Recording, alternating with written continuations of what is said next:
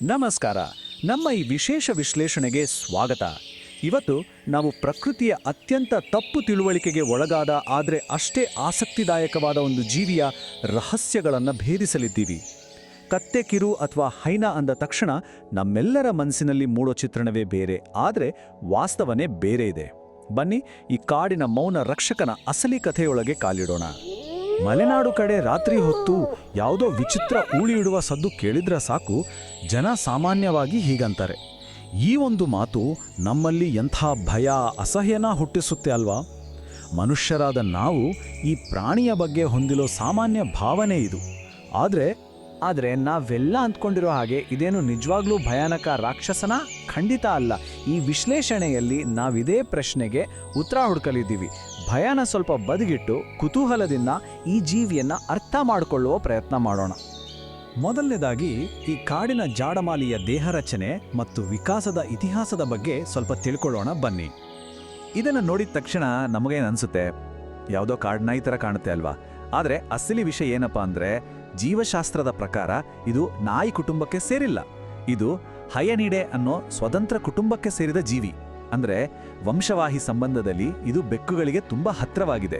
ವಿಜ್ಞಾನದಲ್ಲಿ ಇದನ್ನ convergent evolution ಅಂತ ಕರೀತಾರೆ. ಇದು ನಿಜಕ್ಕೂ ನಿಸರ್ಗದ ಅತ್ಯದ್ಭುತ ಜಾಣ್ಮೆ. ಇನ್ನೊಂದು ಇಂಟ್ರೆಸ್ಟಿಂಗ್ ವಿಷಯ ಅಂದರೆ ಇದರ ಜೈವಿಕ ಸೂಪರ್ ಪವರ್ಗಳು. ಆ ಇಳಿಜಾರು ದೇಹ, ಮುಂದಿನ ಬಲಿಷ್ಠ ಕಾಲುಗಳನ್ನೊಮ್ಮೆ ಗಮನಿಸಿ. ಇದರ ದವಡೆ ಎಷ್ಟೊಂದು ಸ್ಟ್ರಾಂಗ್ ಅಂದರೆ ದಪ್ಪ ದಪ್ಪ ಮೂಳೆಗಳನ್ನ ಒಣ ರೊಟ್ಟಿ ತಿಂದಂಗೆ ಕಟಕ್ ಅಂತ ಪುಡಿ ಮಾಡಿಬಿಡುತ್ತೆ. ಇದರ ಹೊಟ್ಟೆಲಿರೋ ಆಮ್ಲಗಳು ಎಂಥ ಕೊಳೆತ ಮಾಂಸ, ಮೂಳೆ, ಕೊಂಬುಗಳನ್ನು ಸುಲಭವಾಗಿ ಕರಗಿಸ್ಬಿಡ್ತವೆ. ಎಷ್ಟೇ ಅಪಾಯಕಾರಿ ಬ್ಯಾಕ್ಟೀರಿಯಾಗಳಿದ್ರೂ ಇದರ ದೇಹದಲ್ಲಿರೋ ಅಪಾರ ರೋಗ ನಿರೋಧಕ ಶಕ್ತಿ ಇದನ್ನ ಕಾಪಾಡುತ್ತೆ. ಬರೀ 10 ಕಿಲೋಮೀಟರ್. ಯಾಕೆ ನಂಬರ್ ಹೇಳ್ತಾ ಇದ್ದೀನಿ ಗೊತ್ತಾ? ಮನುಷ್ಯರಾದ ನಾವು ಬರೀ ಒಂದು 2 ಕಿಲೋಮೀಟರ್ ದೂರದ ಸದ್ದನ್ನ ಕೇಳಿಸ್ಕೋಬಹುದು ಅಷ್ಟೇ. ಆದ್ರೆ ಕತ್ತೆ ಕಿರುಬ ಬರೋಬ್ಬರಿ 10 ಕಿಲೋಮೀಟರ್ ದೂರದಿಂದಲೇ ಬೇರೆ ಪ್ರಾಣಿಗಳ ಸದ್ದನ್ನ ಗ್ರಹಿಸ್ಬಿಡುತ್ತೆ. ಊಹಿಸ್ಕೊಳ್ಳಿ, ಎಂಥ ಅದ್ಭುತ ಶ್ರವಣಶಕ್ತಿ ಅಲ್ವಾ? ಬರೀ ಕಿವಿಯಷ್ಟೇ ಅಲ್ಲ, ವಾಸನೆ ಹಿಡಿಯೋದರಲ್ಲೂ ಇದನ್ನ ಕಾಡಿನ ವಾಸನೆ ತಜ್ಞ ಅಂತಾನೆ ಹೇಳ್ಬೋದು. ಕತ್ತೆ ಕಿರುಬದ ಬಾಯಿಯ ಮೇಲ್ಭಾಗದಲ್ಲಿ ಜಾಕೋಬ್ಸನ್ ಅಂಗ ಅಂತ ಒಂದು ವಿಶೇಷವಾದ ಸೆನ್ಸಾರ್ ಇರುತ್ತೆ. ಇದರಿಂದ ಬೇರೆ ಪ್ರಾಣಿಗಳ ಫೆರೋಮೋನ್ಗಳನ್ನ, ಅಂದ್ರೆ ಎದುರಾಳಿ ಅಥವಾ ಸಂಗಾತಿಯ ಮೂಡ್ ಹೇರಿದೆ ಅನ್ನೋದನ್ನ ಕೂಡ ಕರಾರುವಾಗಿ ಪತ್ತೆ ಹಚ್ಚಿಬಿಡುತ್ತೆ. ರಾತ್ರಿಯ ಕತ್ತಲೆಯಲ್ಲಿ ಬೇಟೆಯಾಡೋಕೆ ಇದೊಂದು ಅದ್ಭುತವಾದ ಅಸ್ತ್ರ. ಈಗ ಎರಡನೇ ವಿಭಾಗಕ್ಕೆ ಬರೋಣ. ಪ್ರಕೃತಿಯ ಅತ್ಯುತ್ತಮ ಸ್ವಚ್ಛತಾ ಸಿಬ್ಬಂದಿ ಅಂತಾನೆ ಕರೆಯಲ್ಪಡುವ ಇವುಗಳ ಆಹಾರ ಪದ್ಧತಿ ಹೇಗಿರುತ್ತೆ ನೋಡೋಣ. ನಮ್ಮಲ್ಲಿ ತುಂಬಾ ಜನ ಅನ್ಕೊಂಡಿರೋದೇನು, ಕತ್ತೆ ಕಿರುಬ ಅಂದ್ರೆ ಬರೀ ಸತ್ತ ಪ್ರಾಣಿಗಳನ್ನೇ ತಿನ್ನುತ್ತೆ ಅಂತ ಅಲ್ವಾ? ಆದರೆ ಆ ಕಟ್ಟುಕತೆ ಶುದ್ಧ ಸುಳ್ಳು. ಭಾರತದಲ್ಲಿರೋ ಪಟ್ಟೆ ಕತ್ತೆ ಕಿರುಬಗಳ ಆಹಾರದಲ್ಲಿ 70% ಅವು ಸ್ವತಃ ಬೇಟೆಯಾಡಿದ ಆಹಾರವೇ ಇರುತ್ತೆ. ಸತ್ತ ಪ್ರಾಣಿಗಳನ್ನು ತಿನ್ನೋದು ಕೇವಲ 10-30% ಅಷ್ಟೇ. ಆದರೆ ಆ 10-30% ಜಾಡಮಾಲಿ ಕೆಲಸ ಇದೆಯಲ್ಲ, ಅದು ಇಡೀ ಕಾಡಿಗೆ ಅತ್ಯಮೂಲ್ಯವಾದ ಸೇವೆ. ಕಾಡಲ್ಲಿ ಸತ್ತ ಪ್ರಾಣಿಗಳು ಹಾಗೆ ಕೊಡುತ್ತು ನಾರುತ್ತಿದ್ರೆ ಏನಾಗುತ್ತೆ? ಡೇಂಜರಸ್ ಬ್ಯಾಕ್ಟೀರಿಯಾಗಳು ಹುಟ್ಕೊಂಡು ಕಾಡಿನ ತುಂಬೆಲ್ಲ ರೋಗ ಹರಡುತ್ತೆ. ಈ ಕೊಳೆತ ಮಾಂಸವನ್ನ ತಿಂದು ಅರಗಿಸಿಕೊಳ್ಳೋ ಮೂಲಕ ಕತ್ತೆ ಕಿರುಬುಗಳು ಇಡೀ ಕಾಡನ್ನ ಕ್ಲೀನ್ ಆಗಿಡ್ತವೆ.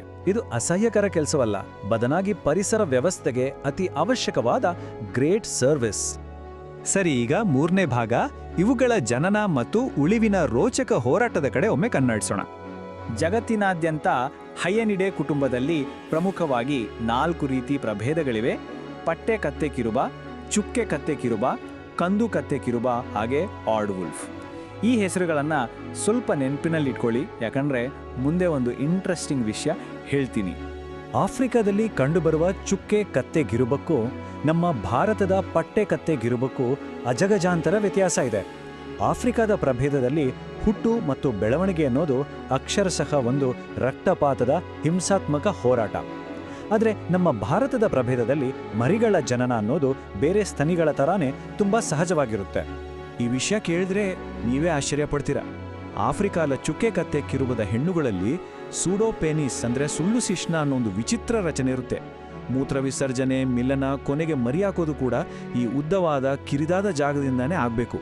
ಇದರಿಂದಾಗಿ ಮೊದಲ ಬಾರಿ ಮರಿ ಹಾಕುವಾಗ ತಾಯಿಗೆ ಜೀವಕ್ಕೆ ಕುತ್ತು ಬರೋದು ಉಂಟು. ಆದರೆ ನೆಮ್ಮದಿಯ ವಿಚಾರ ಅಂದರೆ ನಮ್ಮ ಭಾರತದ ಪಟ್ಟೆ ಕತ್ತೆ ಕಿರುಬುಗಳಲ್ಲಿ ಈ ತರಹದ ಯಾವ ಕಷ್ಟದ ವ್ಯವಸ್ಥೆಯೂ ಇರಲ್ಲ. ಇನ್ನು ಮರಿಗಳು ಹುಟ್ಟಿದ ಮೇಲಿನ ಕಥೆ ನೋಡಿದ್ರೆ ಆಫ್ರಿಕಾದ ಮರಿಗಳು ಹುಟ್ಟುವಾಗಲೇ ಕಣ್ಬಿಟ್ಟಿರ್ತವೆ, ಜೊತೆಗೆ ಚೂಪಾದ ಹಲ್ಲುಗಳು ಇರ್ತವೆ. ಹುಟ್ಟಿದ ಮರುಕ್ಷಣವೇ ತಾಯಿಯ ಹಾಲಿಗಾಗಿ ತಮ್ಮ ಒಡ ಹುಟ್ಟಿದವರನ್ನೇ ಕಚ್ಚಿ ಸಾಯಿಸೋ ಮಟ್ಟಿಗೆ ಹೊಡೆದಾಡ್ತವೆ. ಆದರೆ ನಮ್ಮ ಭಾರತದ ಪಟ್ಟೆಕತ್ತೆ ಕಿರುಬದ ಮರಿಗಳು ಹಾಗಲ್ಲ. ಹುಟ್ಟಿದಾಗ ಕಣ್ಣು ಮುಚ್ಚಿರ್ತವೆ, ತುಂಬಾನೇ ವೀಕ್ ಆಗಿರ್ತವೆ. ಹಾಗಾಗಿ ತಾಯಿಯ ಪ್ರೀತಿಯ ಆಶ್ರಯದಲ್ಲೇ ಅವು ಆರಾಮಾಗಿ ಬೆಳೀತವೆ. ಇನ್ನೊಂದು ದೊಡ್ಡ ತಪ್ಪು ಕಲ್ಪನೆ ಬಗ್ಗೆ ಮಾತಾಡಲೇಬೇಕು. ಕತ್ತೆ ಕಿರುಬು ಅಂತ ತಕ್ಷಣ ಅದು ಮನುಷ್ಯರ ಥರ ವಿಕಾರವಾಗಿ ನಗುತ್ತೆ ಅನ್ನೋ ಭ್ರಮೆ ನಮ್ಮಲ್ಲಿದೆ. ಆದರೆ ವಿಜ್ಞಾನ ಹೇಳೋದೇ ಬೇರೆ. ಆ ವಿಚಿತ್ರ ಶಬ್ದಗಳು ಖಂಡಿತ ನಗುವಲ್ಲ. ಅವು ಎಚ್ಚರಿಕೆ ಕೊಡೋಕ್ಕೆ, ಭಯ ಆದಾಗ ಅಥವಾ ತಮ್ಮ ಗುಂಪಿನ ಜೊತೆ ಕಮ್ಯುನಿಕೇಟ್ ಮಾಡೋಕ್ಕೆ ಬಳಸೋ ಭಾಷೆ ಅಷ್ಟೇ. ಇದರಲ್ಲಿ ಯಾವ ಅಪಶಕನೂ ಇಲ್ಲ ಅನ್ನೋದನ್ನು ನಾವು ಅರ್ಥ ಮಾಡ್ಕೊಳ್ಬೇಕು. 4ನೇ ವಿಭಾಗದಲ್ಲಿ ನಾವು ನೋಡೋದು ಇವುಗಳ ಒಣಭೂಮಿಯ ಬದುಕು ಹಾಗೂ ಇವುಗಳ ವಾಸಸ್ಥಾನಗಳ ಬಗ್ಗೆ. ಈ ಜೀವಿಗಳು ದಟ್ಟವಾದ ಹಚ್ಚೆಸರಿನ ಮಳೆಕಾಡುಗಳಲ್ಲಿ ಇರಲ್ಲ. ಬದಲಾಗಿ ರಾಜಸ್ಥಾನ, ಗುಜರಾತ್ ಹಾಗೆ ನಮ್ಮ ಕರ್ನಾಟಕದ ವಿಜಯಪುರ, ಬಾಗಲಕೋಟೆ, ಗದಗ ಕಡೆ ಇರುವ ಕಲ್ಲುಗುಡ್ಡಗಳು, ಒಣ ಹುಲ್ಲುಗಾವಲುಗಳಲ್ಲಿ ಇವುಗಳ ವಾಸ. ನಾವು ಯಾವುದನ್ನ ವೇಸ್ಟ್ಲ್ಯಾಂಡ್ ಅಥವಾ ಬೇಡದ ಜಾಗ ಅಂತ ಕರಿತೀವೋ ಅದೇ ಜಾಗ ಇವುಗಳಿಗೆ ಅಚ್ಚುಮೆಚ್ಚು. ಆ ಜಾಗಗಳು ಕೂಡ ಅಪಾರ ಜೀವವೈವಿಧ್ಯತೆಯನ್ನು ಹೊಂದಿರೋ ಜೀವನಾಡಿಗರು. ಇನ್ನು ಕೊನೆಯದಾಗಿ 5ನೇ ವಿಭಾಗ, ಈ ಮೌನ ರಕ್ಷಕನ ಉಳಿವಿಕೆ ಮತ್ತು ಅದು ಎದುರಿಸುತ್ತಿರುವ ಆಧುನಿಕ ಅಪಾಯಗಳ ಬಗ್ಗೆ ಮಾತಾಡೋಣ. ದುರಾದೃಷ್ಟವಶಾತ್ ಇಂದು ಈ ಜೀವಿಗಳು ಸಾಕಷ್ಟು ಅಪಾಯಗಳನ್ನು ಎದುರಿಸ್ತಿವೆ. ಅಭಿವೃದ್ಧಿಯ ಹೆಸರಲ್ಲಿ ಇವುಗಳ ಒಣಭೂಮಿ ಆವಾಸಸ್ಥಾನ ಹಾಳಾಗ್ತಿದೆ.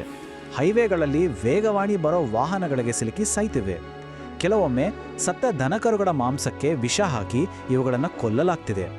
ಜೊತೆಗೆ ಸ್ಥಳೀಯ ಮೂಢನಂಬಿಕೆಗಳು ಇವುಗಳ ಸಂತತಿಯನ್ನೇ ಅಳಿವಿನಂಚಿಗೆ ನೂಗ್ತಿವೆ. ಇದರಿಂದ ನಿಸರ್ಗದ ಸ್ವಚ್ಛತಾ ಚಕ್ರಕ್ಕೆ ಅದೆಷ್ಟು ದೊಡ್ಡ ಪೆಟ್ಟು ಬೀಳ್ತಿದೆಯಂತ ಒಮ್ಮೆ ಯೋಚಿಸಿ. ನಾವು ಈ ವಿಶ್ಲೇಷಣೆಯಿಂದ ಕಲಿಬೇಕಾದ ಅತಿ ಮುಖ್ಯವಾದ ಪಾಠ ಏನಂದ್ರೆ, ಪ್ರಕೃತಿಯ ಬ್ಯಾಲೆನ್ಸ್ ಕಾಪಾಡೋಕೆ ಕೇವಲ ನವಿಲು, ಜಿಂಕೆ, ಹುಲಿಯಂತಹ ಸುಂದರವಾದ ಪ್ರಾಣಿಗಳನ್ನು ಮಾತ್ರ ಉಳಿಸಿದ್ರೆ ಸಾಲದು. ನಮಗೆ ನೋಡೋಕೆ ಸ್ವಲ್ಪ ವಿಚಿತ್ರ ಅಥವಾ ಅಸಹ್ಯ ಅನಿಸಿದ್ರೂ ಸರಿ, ಇಂತಹ ಜೀವಿಗಳನ್ನು ಕಾಪಾಡೋದು ಕೂಡ ಅಷ್ಟೇ ಮುಖ್ಯ. ಯಾಕಂದ್ರೆ ಸತ್ತ ಪ್ರಾಣಿಗಳನ್ನು ತಿಂದು ನಿಸರ್ಗವನ್ನು ಕ್ಲೀನ್ ಮಾಡೋ ಜವಾಬ್ದಾರಿ ಇವುಗಳದೇ ಅಲ್ವಾ? ಕೊನೆಯದಾಗಿ ಈ ಒಂದು ಪ್ರಬಲವಾದ ಮಾತಿನೊಂದಿಗೆ ಮುಕ್ತಾಯ ಮಾಡೋಣ. ಕತ್ತೆ ಕಿರುಬಕ್ಕೆ ನಿಜವಾದ ಅಪಾಯ ಕಾಡಿನ ಹುಲಿ ಅಥವಾ ಸಿಂಹಗಳಿಂದಲ್ಲ, ಬದಲಾಗಿ ಮನುಷ್ಯನಿಂದಲೇ ಅಂತ. ಈ ಮಾತು ಕೇಳಿದಾಗ ನಮ್ಮನ್ನ ನಾವೇ ಪ್ರಶ್ನೆ ಮಾಡ್ಕೋಬೇಕು ಅನ್ಸುತ್ತೆ. ಈ ಮೌನ ಸೇವಕನ ಬಗ್ಗೆ ನಮ್ಮಗಿದ್ದ ತಪ್ಪು ಕಲ್ಪನೆಗಳನ್ನು ಬಿಟ್ಟು ಅದನ್ನು ಅರ್ಥ ಮಾಡಿಕೊಂಡು ರಕ್ಷಿಸುವ ಜವಾಬ್ದಾರಿ ನಮ್ಮೆಲ್ಲರ ಮೇಲಿದೆ. ಈ ಬಗ್ಗೆ ಸ್ವಲ್ಪ ಯೋಚಿಸಿ ಮತ್ತೆ ಸಿಗೋಣ. ನಮಸ್ಕಾರ.